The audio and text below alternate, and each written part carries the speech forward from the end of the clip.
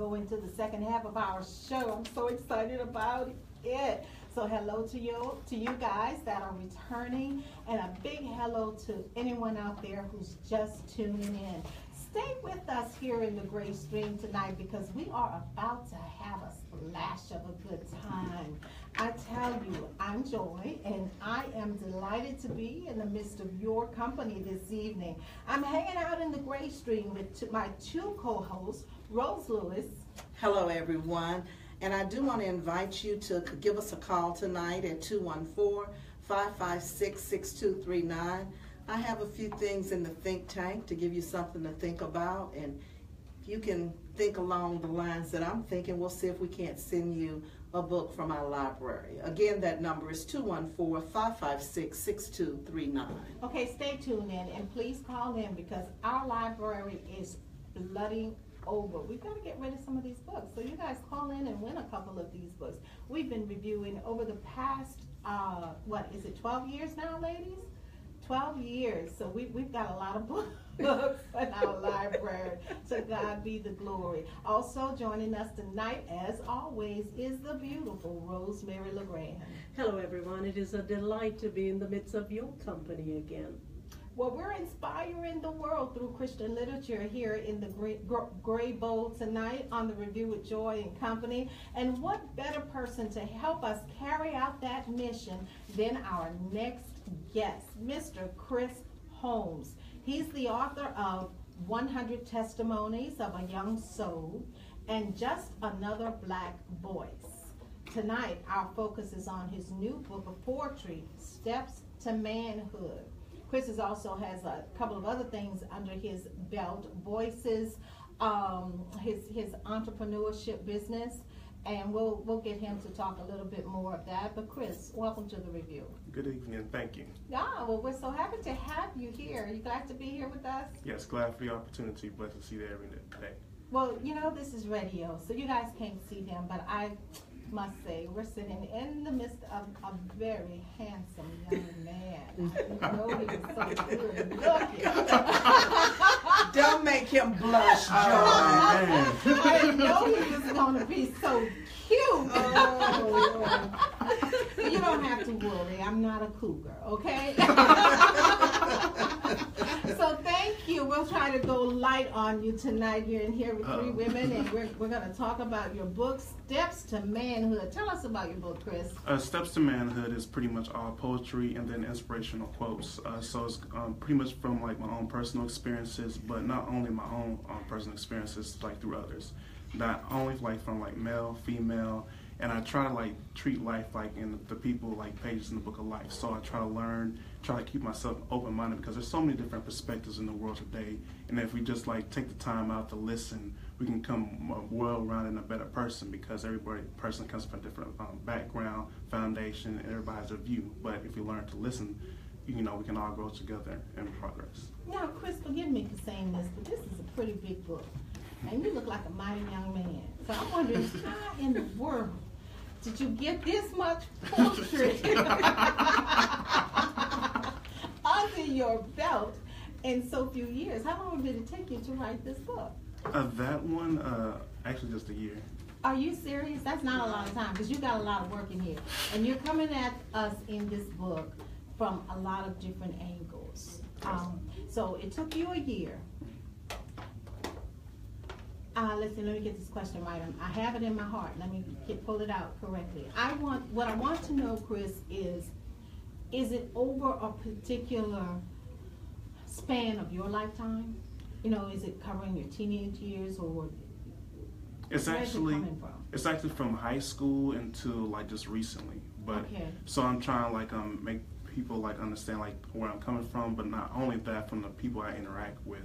And from like their lifestyle and their expectations and their experiences, and that's why I try to hit on so many because my life is like a vessel. I can only do what I can in my lifetime, but I want to try to have that word or put that message out there so I can impact someone else's life. Because I just want to put it out there because I never know. I may touch someone, male or female, and so that person can be like, I'm glad he put the message out there. So while I'm here, I do the best I can just to put it out. Good point. Now, did you find your perspective on certain issues and even values changing from start to finish in doing this book? Yes, I mean, that's just pretty much part of life as you grow. I mean, Oh. every day you just meeting new people, you're experiencing new things. I may have like a one perspective one day, and then I meet someone else and just completely change my world around, or it just makes me more open-minded. And you know, I'm prone to making mistakes like everyone else. We're all human beings, but I can just grow, continue to expand and reach as many people as I can. Good job. I think you did a good job in this, and I like the way that you sectioned the book off. So you're covering an array of topics even. What are some of the topics you cover in Steps to Manhood?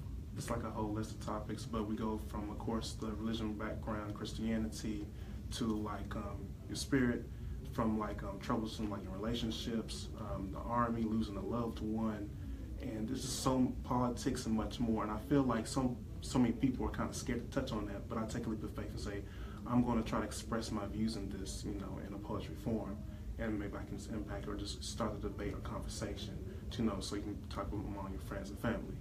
Okay, now this show, it's three of us who host this show. Rose Lewis, Rosemary LeGrand, and myself. So I don't want you guys to think I'm trying to hog this young man because I'm just throwing questions at him like this. But actually, poetry is my first love.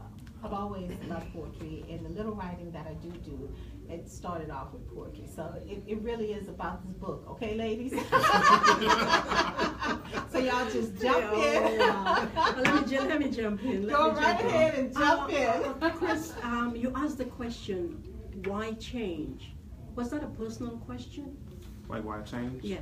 I feel like change is part of progression. I mean, if you just stay in the same position, you may miss out on a bigger blessing. I mean, it's just, change is just part of life. I mean, you strike revolutionary to progress. I mean, it's just part of growth overall.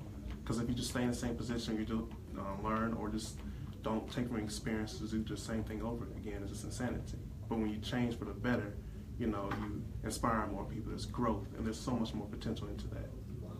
Have you had anyone share with you that they read a piece that changed them? Yes, plenty of times. I mean, even like at my book signings in the past, when Hastings was still open, like I had like many experiences, like from veterans, mothers, kids, and much more.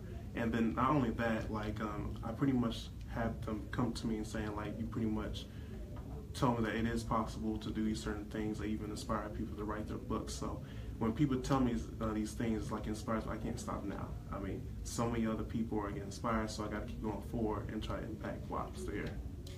Well, you impacted me. Hebrews 11:1 is something we've all heard from one end of the spectrum to the other all our lives.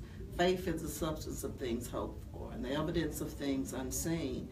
But when I read your poem on page 22, you took me there. I mean, you went, and I'm saying, I'm going to read it because it's so profound. It's called Relying on Faith. Relying on faith is no easy task. It requires us to walk with no floor, face enemies without a sense of fear, dream when the reality is fogged, and smile in the face of destruction. Because with faith, we can fly the skies without limits, but without it, we are limited to the fall to our own understanding and limits set before us. I say, wait a minute. I really started imagining walking with no floor. And I'm like, you're walking in midair. You have no floor. I mean, you're suspended. I mean, and I began to think about Peter walking on water. And we really need to have that kind of faith to believe that God can do anything. But you went and you explained that it's based on what we believe. Yes. We set limits on ourselves by not tapping into what God has given us to be assured that he can do anything but fail. I was blown away. I called Joy. I said, Joy, you need to see it. I said, he talks about dreaming when the reality is fogged. And that's what it is when our faith is weak. It's fogged. Yes. We can't envision it happening, and we have doubt and fear coming in. So I'm another one on your list. of being changed and seeing faith from a whole nother perspective. You did an excellent job. Thank you. That is a very special piece. I agree with Rose. I particularly like the second to the last stanza where you say, but without it, we are limited to the fall of our own understanding. You know, the Word of God tells us that without faith, it is impossible to please God. And you're saying that without faith, we become limited to the fall of our own understanding. That's very powerful. What inspired that piece?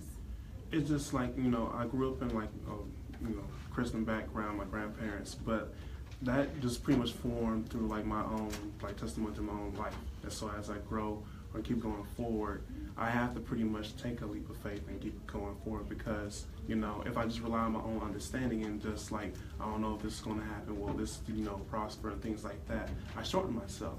So like even when I took this drive to Dallas or just meeting new people and just like, just taking chances, I can't just rely on my own understanding because if I do, I just limit myself. You are so right. And this man is a young man and he has so much wisdom. You have a very soft voice. I'm going to ask Rosemary, can you tweak his mic a little bit? I want to make sure he's being heard because unlike me with this loud voice here, but I want to make sure that your words are being heard because the pieces in here are so beautiful. We opened up with Rosemary asking you a question about change. And I'd like you to turn to the book on page 20. You actually have quite a few pieces in here about change. And on page 25 in the book, 24, you have a poem, a piece that says, why you change. And then next to it, you say, there is nothing more painful to a woman than a broken heart. And then you go into some more pieces on change under pain. I will not change. And I would like for you to read, I shall not change. Okay. It's on page 27. Because I thought your perspective on change was interesting, and you did it from 3 different voices. I love that you did that, mix the voices in the book. So, cool. All right. I shall not change. I stand before you as truth, not an illusion. As I stand before you, a child of God, birthed from a woman's womb, I come to live and not change by false statements. So my path will not change because my path has already been drawn by the Lord. Okay, that is beautiful. So, this was a male's voice that you were coming from here, huh? This is you. Yes. Very beautiful. Sometimes I ask silly questions. I'm sorry. But I just want to be sure because poetry can be tricky like that, Yes. So it can be. But I love that piece. I thought it was very beautiful. Another thing that I wanted to ask you about your work, Chris, is you do a little political writing. Do you ever do any spoken word pieces, or do you do spoken word? I actually have, like a couple of times I've done a spoken word in the Houston area, and now I do like little Facebook kind of spoken word, kind of mixed together like background music or even like kind of sound effects, kind of like make a unique kind of feel and bring that life or like make you feel like you're part of that poem. And I've had some more ideas that come in mind. I just don't want to put out there yet. Just so just keep the interest up there. Okay. Now, what type of feedback do you get from being such a young male poet? Pretty much they just say like keep doing what you're doing, be open-minded, and like a lot of my poems they say like almost to the point like it's like it feels like you're way ahead of your time. And then on top of that, I hear so many more adults pretty much telling me keep doing what you're doing. Because like if I was like younger, I would probably be much more further. So that's why I'm like pushing myself to like beyond even limits to keep doing this poetry and take advantage of any kind of talents that I have because I'm impacting these people one by one. So I'm just trying to like spark something or like the next big thing. Do you journal? Do you journal? Yes. Yes, because it's like play by play, day by day. I'm like, what? You're just going from one stream of life to the other. It's like you're just having a conversation and you're just snapping it out. You're just flowing with it. It's amazing. It is very good. And you're tuned in to the Review with Joy and Company, and tonight we're visiting with the poet. His name is Chris Holmes. He's the author of Steps to Manhood, and it's kind of like a journalistic biography of his growth in art form. Did I get that right, Chris? Yes, ma'am. I love that that was the way that you described yourself as an artist. And this is my growth in art form. And when I read that about you, I actually began to envision a canvas, you know?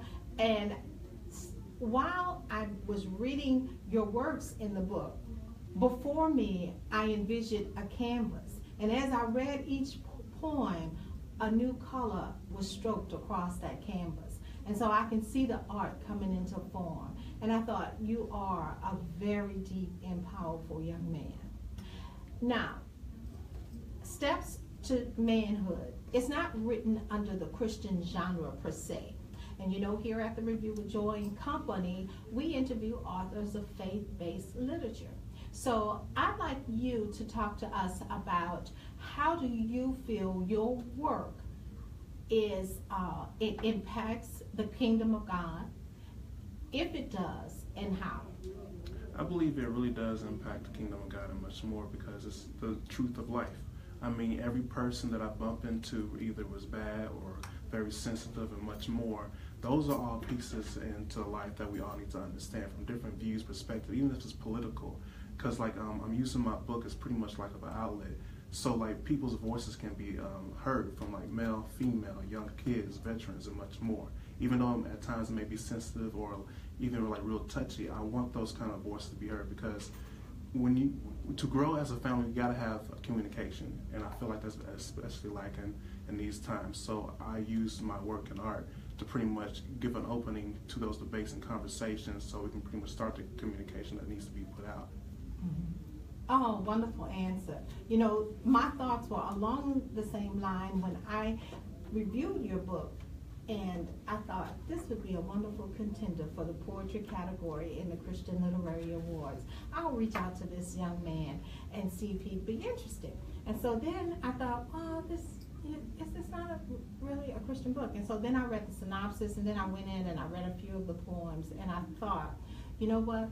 This book is a mirror into the souls of many. And it is a mirror into the spirit of many. And a lot of your work speaks of Christianity. And a lot of it points and gives us a thought to think deeper in why and how issues affect us. I thought it was beautifully written, and I wish you much luck and success in this year's Christian Literary Awards. And luck was not the best word to use there. Because as faith believers and Christians, we don't toss this thing up to luck. But I do wish you well. I think Rose has a caller coming in on the line, and we're going to see can we catch that caller. So hang in there and stay with us, caller. Hello, are you there? Hi, how are you today? I'm doing great.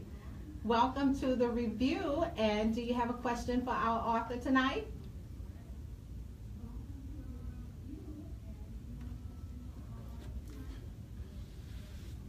The author is Chris Holmes.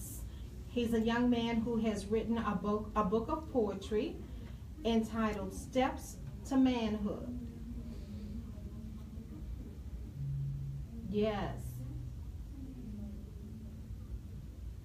What age is it? I'm going to let you answer that, author. What age is your book targeting? There's really no specific age that's really targeting. It's actually from young into old, because like through my own personal life experiences, I've pretty much helped out with kids with after-school programs, so I'm getting their personal, perspectives, along with adults from my grandparents, great mentors, pastors, and much more. And I'm just using my book in the poetry form to put it out there, so we can start the conversation and then grow, keeping the communication open, so we can all grow together as a family and much more.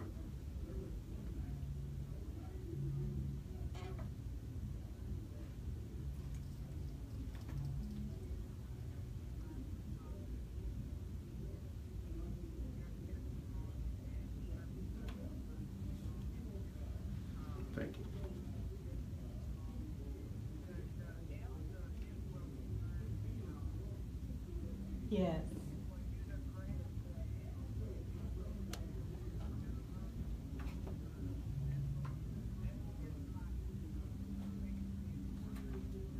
Heard that.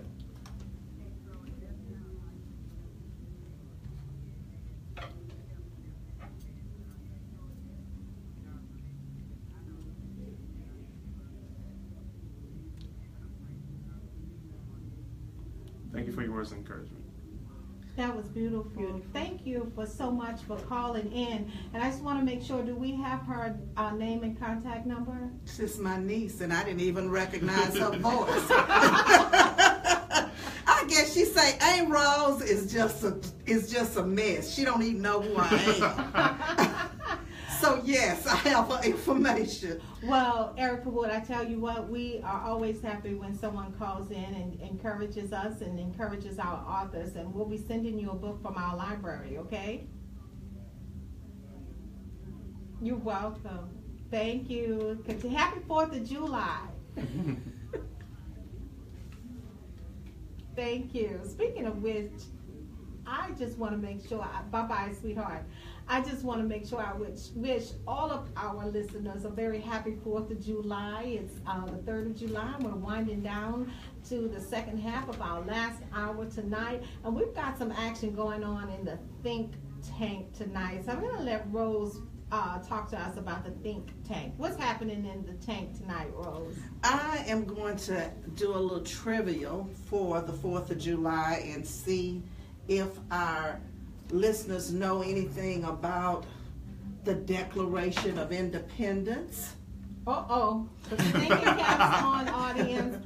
Put on your thinking caps. And you know, ironically today, one of my friends, a dear friend of mine who's like a sister to me, she asked me this. And I was like, why is she asking me this? But the question was, how many people signed the Declaration of Independence? How many signatures were on the Declaration of Independence? If she's listening, I know she knows the answer, so she could call in and get a book from our library. But if anybody's listening who has the answer to that question, please call 214-556-6239. And I see Chris smiling. It's like, I know the answer. You know the answer, Chris? I know Google about to be my best friend right now. Oh my God, this is not Who Wants to Be a Millionaire where you call your best friend.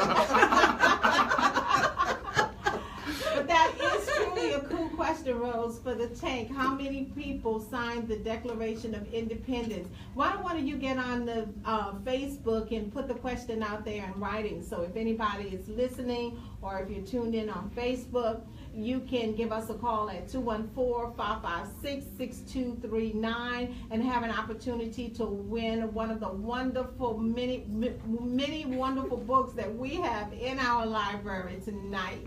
So give us a call. Again, that's 214-556-6239 and answer Rose's Fish Think Tank question of the night, which is, how many men signed the Declaration of Independence? Well, that'll get your barbecue really smoky. Oh, that's good. While you're doing that, Chris, we have a very special word to share with you tonight. Every week when our authors come and bless us, we in turn like to bless you. We do that in the person of Rosemary LeGrand. She brings forth a most powerful week. Those words, inspiring change. Listen to this. Thank you, Joy. The Word of God says in Proverbs 22:6, train up a child in the way that he should go, and when he is old, he will not depart from it. I want to believe that we have taught our children about Christ when they were little, and stay with them, and those words will stay with them, and it will come back to them at some point in time. Child of God, God has given you a divine responsibility of parenthood. Make a decision that you will spend time every day to train your child in at least one area of godly living. The Lord has given specific instructions to to all of us as parents. Train up a child. We will train them whether we realize it or not. They will learn from mom, dad, and even from other people. You see, children are little copycats. They will copy something that they see, something that they hear, whether it's good or bad. It is our responsibility to train up a child to pray, and to pray in the right way. My prayer for parents out there, and even for myself, is, may the Lord bless us with the desire to instill in the lives of our children a standard that will always be acceptable to the gospel of our Lord and Savior Jesus Christ. Reminding ourselves daily that this is His work in which we are engaged. And I pray that we will earnestly be involved in bringing about understanding in the hearts and the souls of our children, in Jesus' name. So until next time, remember, train up a child is not a statement, that is a command. May God richly bless you. Thank you so very much, Rosemary. What a wonderful word, and a wonderful timing for such a good word. Train up a child in the way that they should go. And I think a lot of that has to do with your book, because it's you being trained. It's your coming of age story. I love that you put it in poetry form. Were your other two books written in poetry form? Yes, ma'am. They were? Mm-hmm. Okay, so I do know that you did get some pieces from both of them and put in here, but I didn't know if the whole books were in poetry form. That's awesome. Why a poetry? I mean, sure, there's a lot of rappers out there, and a lot of their songs is nothing but poetry being put to music, and so much with spoken word. But you have the spirit of a true poet. And what about the genre of poetry that has drawn your attention at such a young age? I mean, poetry is just overall beautiful. I mean, you have so many different, like, great people that use this art form to, like, reach and connect with different people. Even, like, you know, you mentioned rap artists, but one of my biggest inspiration even to, like, actually start even writing into poetry was Tupac Shakur. His book, The Rose That Grew From a Concrete, like, see, he voiced his opinion on so many different things that it made you think. And I got a lot of good inspiration from that in the beginning. But of course, you know, I grew and like got other people inspiring me as well. But that book right there really just kicked it all off. And I just said, like, okay, in my own life, maybe I can do something similar with my own perspectives, the people that I meet, and much more as I grow in this life and travel and, you know, live life. Yes, yes. And you cover a very large spectrum. I particularly enjoy the pieces that you have on war. And would you expound on some of those and your thoughts behind war? War is very political and very sensitive, but I feel like a lot of people don't realize, like, those are people's family members that are actually in this. So, like, you know, mothers and fathers are losing their loved ones to pretty much fight for other people's freedom. And I feel like at times you forget that, you know, the biggest sacrifice that someone can give is life. Yes. And nobody, I mean, of course we have the holidays and things like that, but I don't feel like too many people realize how much that impacts when you lose someone that's very close or a loved one when they serve pretty much to fight for the country. It's beautiful. Have you ever had an opportunity to visit the walls in Washington, D.C., where they have all the names of the listed soldiers who died in I know of it. I haven't got to, but that is one of the things I want to go to, like, in my lifetime. I can see that that's an issue that you're very passionate about because of the writings that you have on the subject in your book. And when I was reading through those, the thing that that came to my mind was that wall in Washington, D.C., where they have the name of every soldier who has lost their lives in different wars, Vietnam, World War II. It is such a beautiful thing to experience. I remember when I visited the wall many years ago, I had 3 brothers who went in active duty in Vietnam. And I was a young girl. And all 3 of my brothers were away at the same time in Vietnam, which is unheard of and technically illegal, because you can't have that many brothers, blood brothers from the same mother in active duty at the same time. But it was allowed because it was their choice. My dad was very upset because my dad was a military man. He was a World War II veteran. And, I can remember as a little girl a time in our family when my dad was on the phone with a lot of officials and everything, trying to straighten that out and everything. And I remember the bottom line was they chose to do that. And when I went to that wall, I called my oldest brother, and he gave me the name of a friend to look for.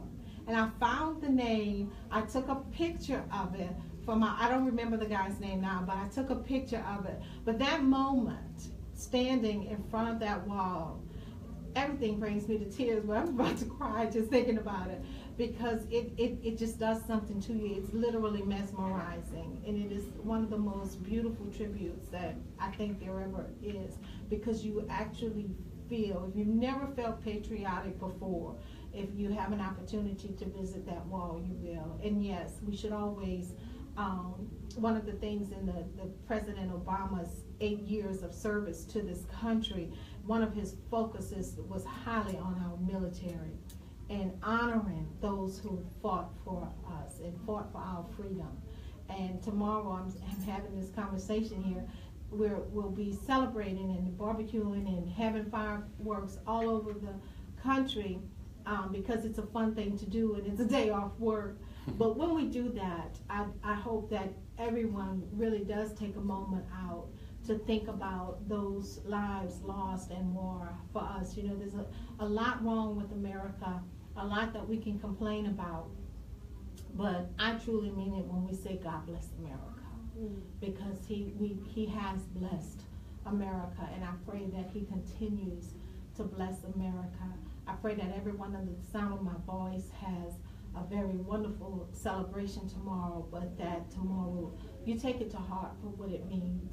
I'm so very proud of you, Chris, yes. for going so deep on issues such as war and political eras. You talk about an era of political uproar. In a couple of your pieces, you even use the quote-unquote N-word, which is okay because it's true to form for what you were writing at that time. So you take a lot of risk in this book, and I want you to know that we recognize that in reading it.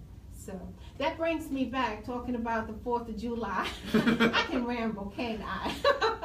When we're talking about the 4th of July, that brings me back to the think tank. What's happening, Rose? The think tank. I need anyone who knows how many people signed the Declaration of Independence to give me a call at 214-556-6239. Again, the number is 214-556-6239. We'd love to give you a book from our library so that we can deplete our extensive library. Give us a call at 214-556-6239. That's right. We need to make room on our shelves for the new authors coming in. Well, tuned in. Oh, go ahead. I've got time for another comment. Another comment. Chris, honestly, when I read your book, I didn't realize that you were so young. I didn't realize you were so young. I thought it was an older person, writing with so much wisdom. Mm-hmm. And then you used the right words. You says, you wrote truth of life. And that's exactly what you did. And I just want you to expand on that statement. In life, there is always struggles while obtaining youth, while obtaining growth.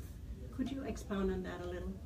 I mean, it's while you're going through, it's like, I guess a great analogy was that's like when you go into the weight room, you struggle. But when I turn that to life, it's like you're going to go through struggles. You're going to have your downfalls. You're going to get knocked down.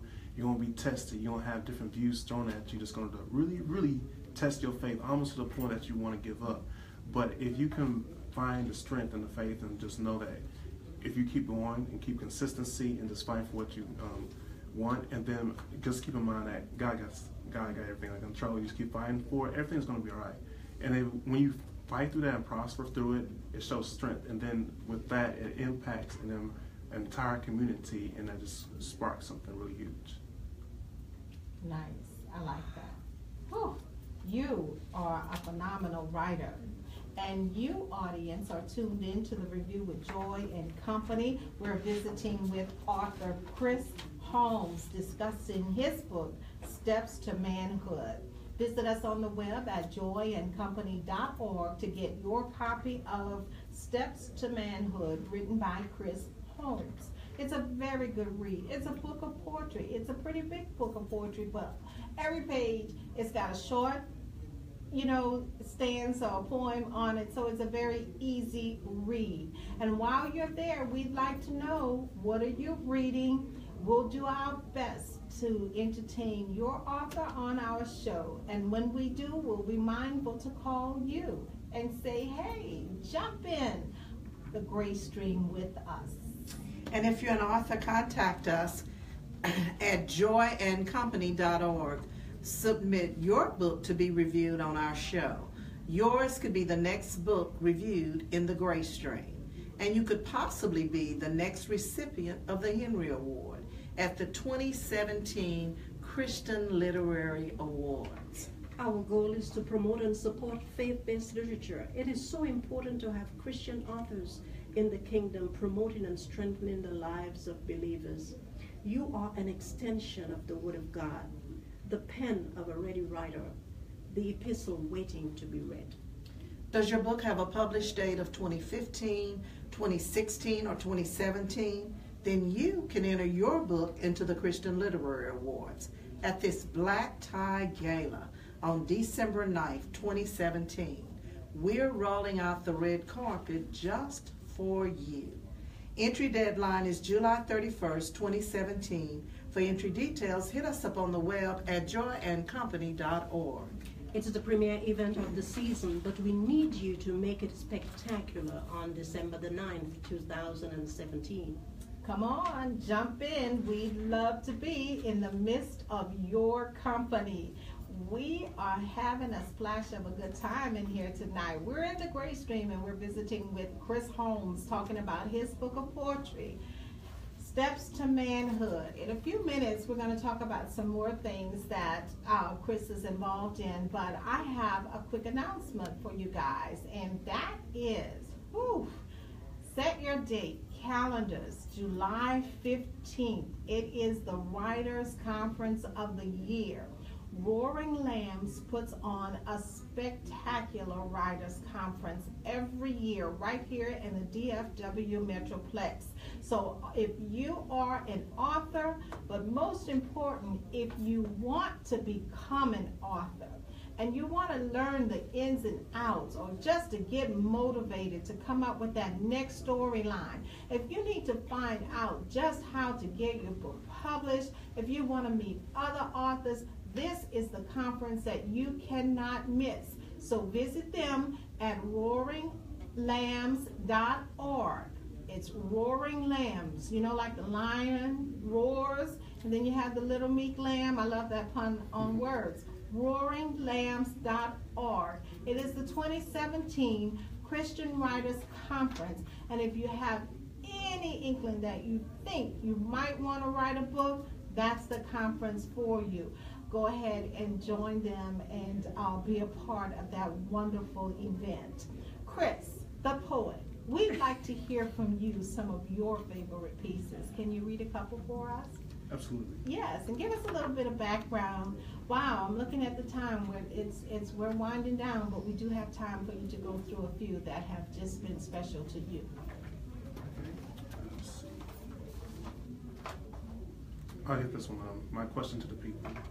People, why do we act as if we were in slumber? It's time for us to awaken. Time is not eternal. Hear his heartbeat. It's dying in the pain of shame. Together we have the key to light.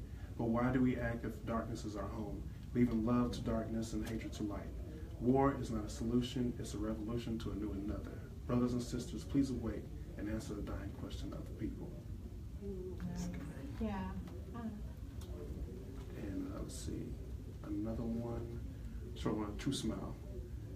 A look at an image. As it is a reflecting image onto me, I feel a warm sensation as expressed, a feeling of calmness, while clouds travel through the expressway of the winds, wondering if it is true, praying for it that to stay in the form of reality, to stay, that river flow, the endless true affection.